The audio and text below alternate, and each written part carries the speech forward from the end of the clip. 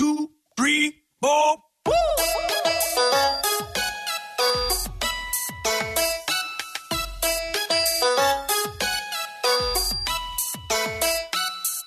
Welcome back to Me and the Geek. I'm me, Joel Sharpton. You can find me on Twitter at The Rogues Life, and every week here at meandthegeekpod.com, we bring you a great conversation with a different geek for a peek into their little piece of the geeky world. You see, we believe that everyone is a geek about something, and we want to help you find your geek and then let that geek flag fly. This week's geek is Macy Jones. She's a doctoral candidate and a graduate assistant at LSU in the School of Performing Arts, and specifically the theater department. She's also a huge fan of Dungeons and Dragons, and that's going to be the topic of our conversation today as we go in depth with her on her history in the game, what you might be interested to know about it if you've never done any role-playing before, and why you might want to check out the 5th edition, the new version of Dungeons and Dragons. Stay tuned after the show for different ways you can feedback to us and let us know topics you'd like to hear about in the future. And otherwise, let's just get to it. This is Me and the Geek. Macy Jones, welcome to Me and the Geek. How are you doing? I'm doing great. I am so excited to talk to you. You and I have been messaging back and forth about Dungeons and Dragons actually since before I even conceived of this show. And so as soon as I thought of the show, I said, Macy's the person I want to talk to about this, because she straddles the world. You seem so normal, Macy, if you meet you in person. And so yeah. I thought you're just the person to explain to me, first of all, I was raised as a Free Will Baptist, which is even, if you think of Southern Baptist in your head, Free Will Baptist is more than that. Whatever you think of Southern Baptist is more than that. Right. Yeah. And I was raised Southern Baptist. So yeah, I understand that. Exactly. So explain to us, Macy, why we're not in danger of losing our immortal soul by talking about this witchcraft. Well, it's, that's a really good question. Well, it like you said, we're both raised Southern Baptist, and the idea behind that is that even mentioning anything to do with evil will cost you your immortal soul. But D&D is just this. It's no different than reading a fantasy novel out loud. You're no more in danger of losing your immortal soul from playing D&D than you are from reading Lord of the Rings. It seems to me, Macy, the same thing that you hear a lot about, like the Harry Potter books, for instance, which we're going to talk about at some point. You know, the magic described in Dungeons and Dragons is not anything like any actual Wicca or any potential witchcraft, if you could call it that. It's superpowers is what we're talking about. Yeah, and even like I have friends in the Wicca community. They would take issue even with being compared, with what they do as being evil or devil worship or anything like that. I think a lot of the fear that at least I grew up hearing about stems from two things. The story about the kid who ran away from home, and I'm totally messing up most of the details, but he ran away from home, and the story got out that he committed suicide because his character in D&D was killed. This was in the early 80s. And it kind of got wrapped up into that 80s and 90s satanic panic. Everybody was afraid. There were roving bands of satanic human sacrificers going around. When he was just a kid in college with emotional problems who ran away and hid out in a storm drain for a week. Like, they found him. And they made a terrible made-for-TV movie about it starring Tom Hanks called, I think, Mazes and Monsters. and so that's why some people think it's that. And then Jack Chick wrote a track about this girl killing someone because she played D&D. So it's like, those are the two main sources of why people think D&D is evil. And it's so outdated. Like, there are very few people I know that actually still think that. You know what I mean? Well, it strikes me as odd, though, that, you list a couple of the examples, and there were a ton of these when you and I were growing up, different stories that got rolled into other stories and then expounded upon and mythologized. Yeah, it's urban legend stuff. But they've all been refuted one by one. Even, you think back to like it's the Memphis 6? The West Memphis 3. Yes, the West Memphis 3. Okay. Mm-hmm. So it got all rolled into this same thing. And yet, time after time, these stories end up being false, obviously false, easily provably false. And yet, in some people's minds, the general idea that all of these things happened remains, even though the individual cases have all been shown to be nonsense. Yeah, and my husband Russell's the one who got me into playing D&D, and he's always been a much more straight arrow, I guess, better Christian than I've ever been.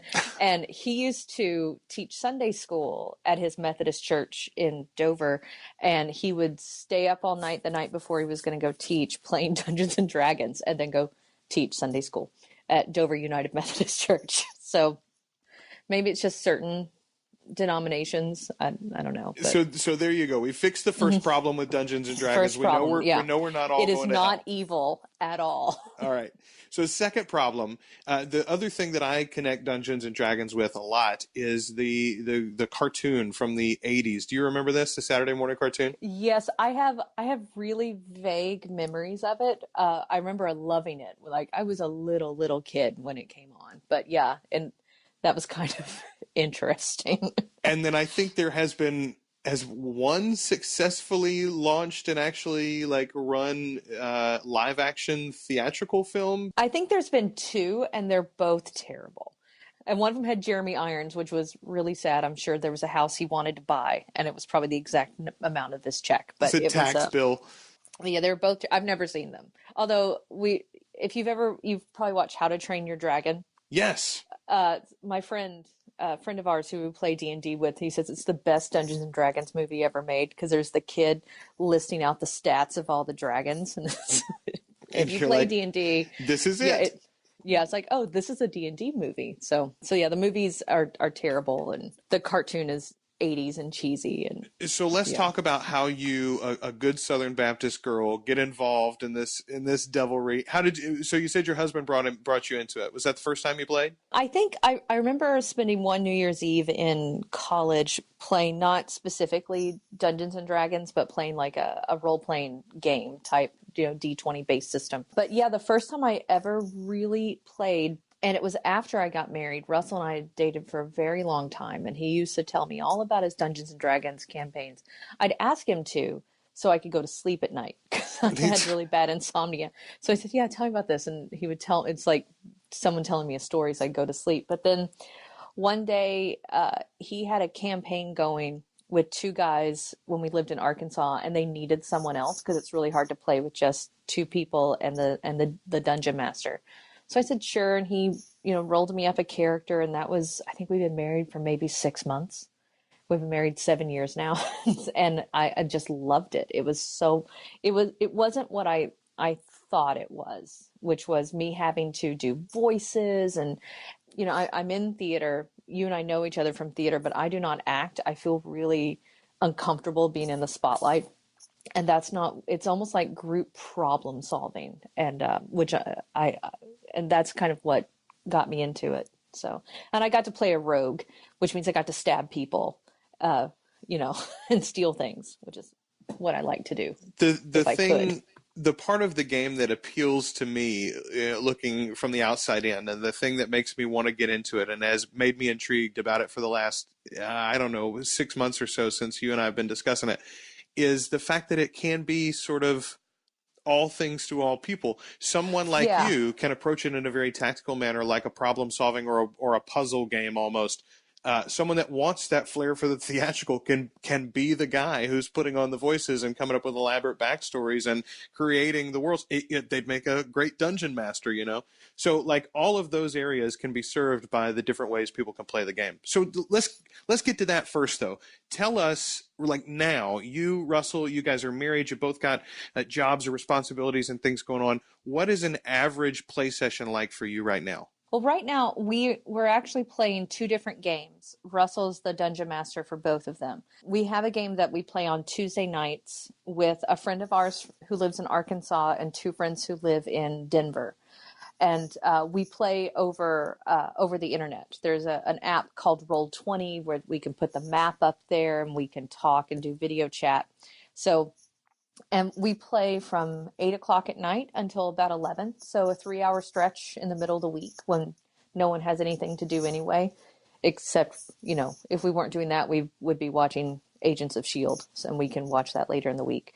And then Saturday nights, we play with one of my fellow doctoral students and her husband and the husband of one of my professors. And we play from about 5 o'clock until 9 o'clock on Saturday nights, which is when he's off work and his wife can watch their kids, but we're still done enough time for him to have an evening with his wife and enough time for Russell and I to go out to dinner or go see a late movie. And we just kind of pick times of the week when normally no one is doing anything.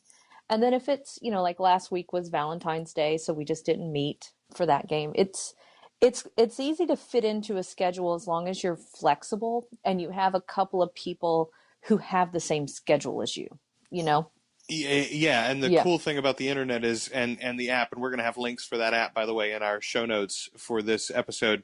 The cool thing about the modern technology is that you don't have to even have people that fit your schedule and that are interested locally. These people can be all over the world.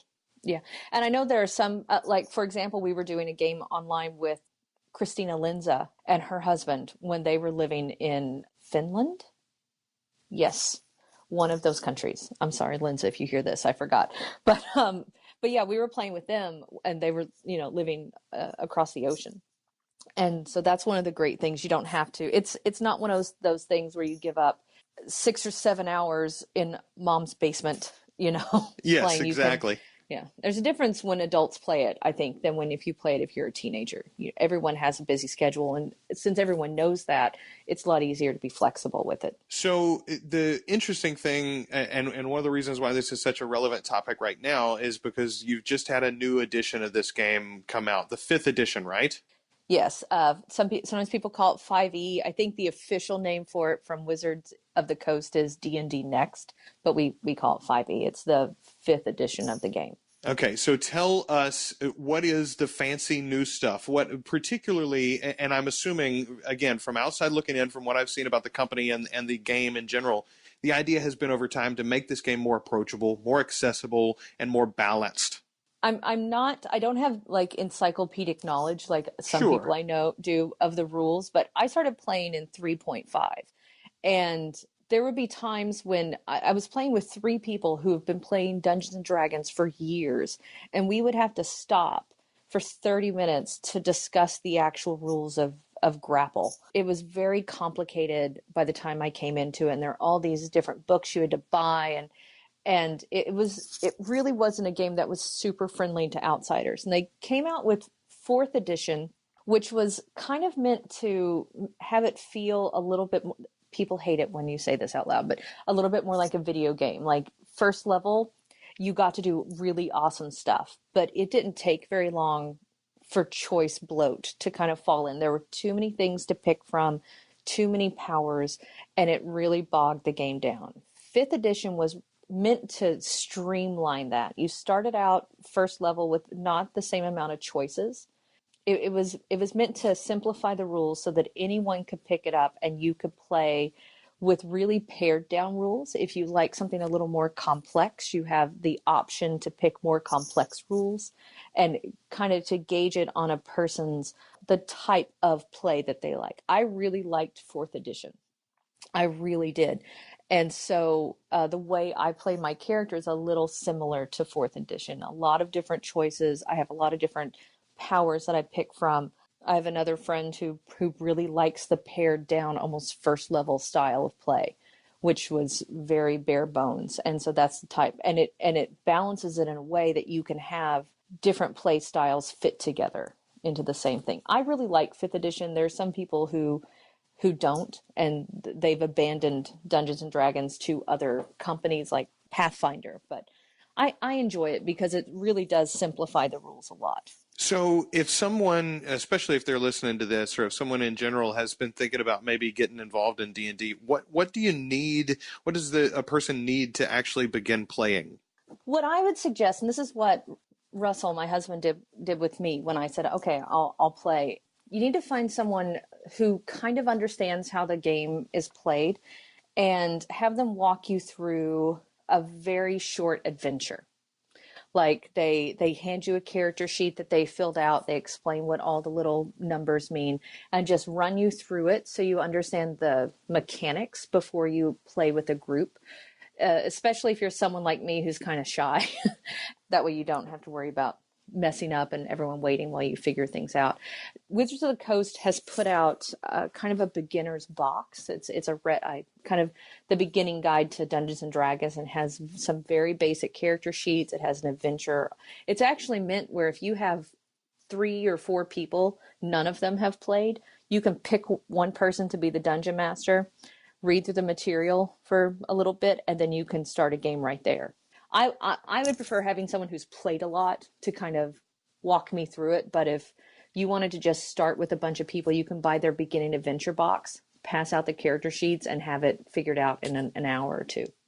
That really makes it seem, I don't know, like I want to go play tonight, and I can't play tonight, Macy. I can't. I've got stuff to do. I have children. That's true. You have 4 children. Yeah, I have too many children. Here's the deal. I'm just going to wait until they're all old enough, and then I'll play D&D with them. That's what I'm going to do. Yeah, exactly. There was a really good article that Will Wheaton wrote about teaching his stepsons to play D&D. It was in Dungeons & Dragons used to have a magazine that they put out, and it was in the magazine. And it was really sweet story about teaching his stepsons to play D&D that he really enjoyed. Well, I'm going to try to find a link to that and put that in the show notes as well. So we've talked about how somebody can get into this thing. We've talked about the ease of access. What's the best way to find a group if you don't have friends or you're scared to ask your friends if they're into this? How do you find somebody online? Well, you can check out meetup.com. Will sometimes have D&D groups listed there. A really good way is to find a game shop in your city, like, a place that sells Magic the Gathering cards and does wargaming, stuff like that. And usually you can go and they'll have message boards where you can post and you can find if people are looking for games.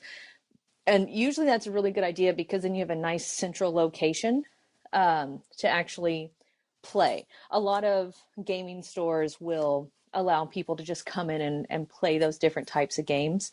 And that's a really good way. When we first moved to Baton Rouge, we didn't know anyone here. And Russell found a D&D group that way. And then when we moved to Fort Smith, we found a D&D group through meetup.com, or he did when we first moved there, that he was able to get a group together with.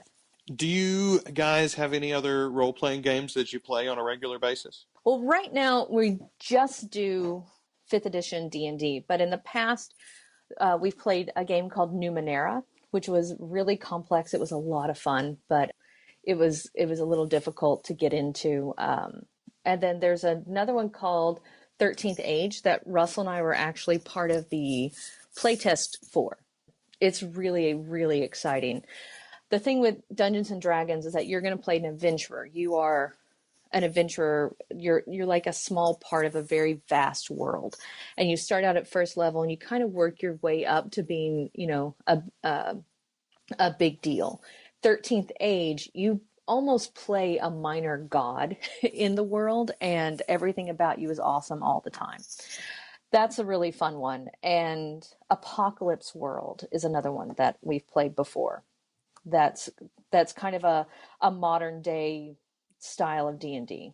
If you're listening to this and the Dungeons and Dragons information has been old hat for you, there's maybe some new stuff to try, and we'll have links for those games in the show notes as well. Macy, thank you so much for talking to us today. Before I let you go, I want to ask you, have you heard any of the podcasts that play Dungeons and Dragons week to week as an episode? The 2 that I know of specifically are Total Party Kill from the Incomparable Network, and the one that I've fallen in love with is the Adventure Zone.